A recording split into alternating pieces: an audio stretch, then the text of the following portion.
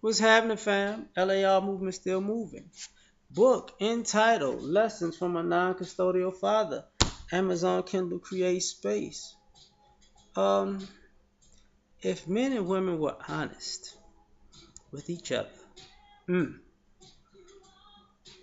how would things go? Because a lot of, I think our communications and miscommunications, as far as between men and women, come from a place of dishonesty and cowardice.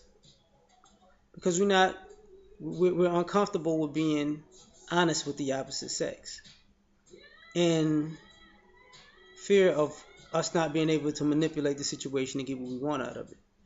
You know, I think the direct approach could either build relationships or destroy them.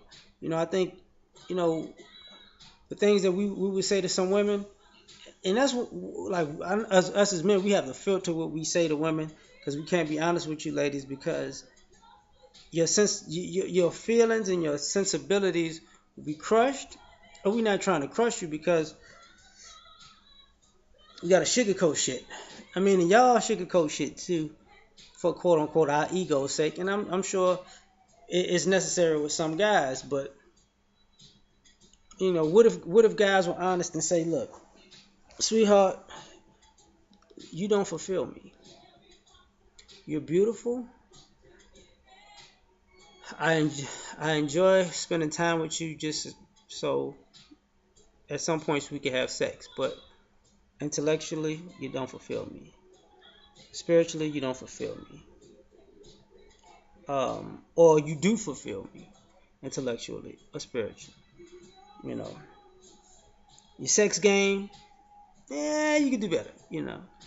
Or your sex game is on point. Like we could do the compliments well, but not the constructive criticism or just flat out like you suck. I'm just being honest with you, baby. I love you, but you suck, and I don't mean in a good way. You even suck at sucking. It's like because I think if we could be honest, we can be happy. Because when you live in truth, you live in a space where growth is inevitable. But living in dishonesty, you live in a place of stagnation, and that's pretty much where this nation is right now. A nation and agendas are in stagnation. That's why you know we have this. It's okay to the same sex type of thing where they're still trying to imitate heterosexual lifestyles. It's because at the end of the day, nobody's being true to themselves. You know, can women just say, I want to I want to have it both ways, and see if you cool with that. Just like men want to say, oh, I want to have it both ways, and hopefully you be cool with that. It's hard to do. Like even in a, you think men would be up for marriage if a woman say, look, I want to be with you, and I want you to be the prototypical man. And if I change my mind one day, I want to be able to take half of what you what you work for, and you know the spoils of what it took you your whole lifetime to be, which was your dream before you even knew I existed. And you're gonna be cool with that, right? Nah. It's like the flip side. I want you to be my woman, and I might want to just use you as my sexual object, and maybe get you pregnant. You have a few kids, and if you start falling off physically, I might just want to get rid of your ass for a younger finer how to live PYT. I mean, just being honest with you. Now, I think that honesty up front will let somebody know that you ain't playing games with them. Like you letting them know up front, look, you have boundaries and rules and regulations. But, ego gets into the way. Because who are you to think you better than me? You know? And that's where the shit goes left. And what are we gonna do then? So can love live where lies lie? Obviously not.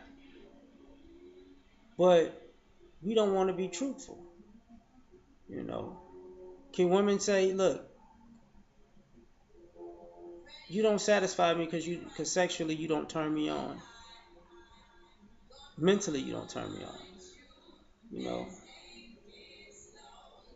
your stroke game is on negative, son. You know, your mouthpiece is not crisp. It's just a blah. You know, you don't get me moist. You know, you're not Mike Douglas. You know, those type of things. I don't know. You know, women to say you don't make enough money. You know, your status ain't enough for what I feel like I'm worth.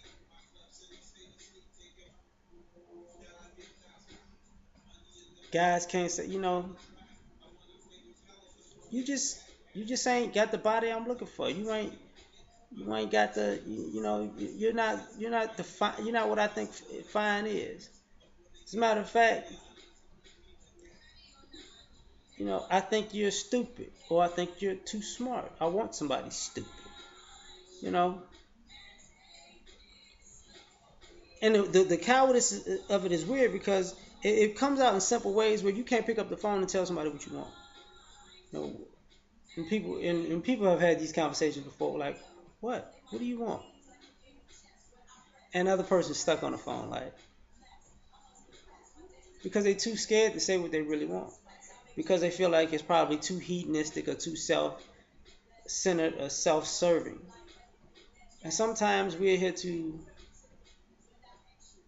serve to be service to other people and serve ourselves at the same time. You know, that's why it's hard to be there for somebody who's too proud to say they need somebody there. So what do we do? Play games, manipulate situations, live off of perceptions, make assumptions, and hold to those things as if they're truths when they're just a bunch of I don't knows. And you leave people in that space where, answer my question. And you're like, see, I knew what I thought was true about you. And it's not necessarily true. It's just they don't have the guts to tell you the truth about how they feel about you. So they'll rather you live with that assumption so you can feel right at the moment because they don't feel like crushing your heart. You know,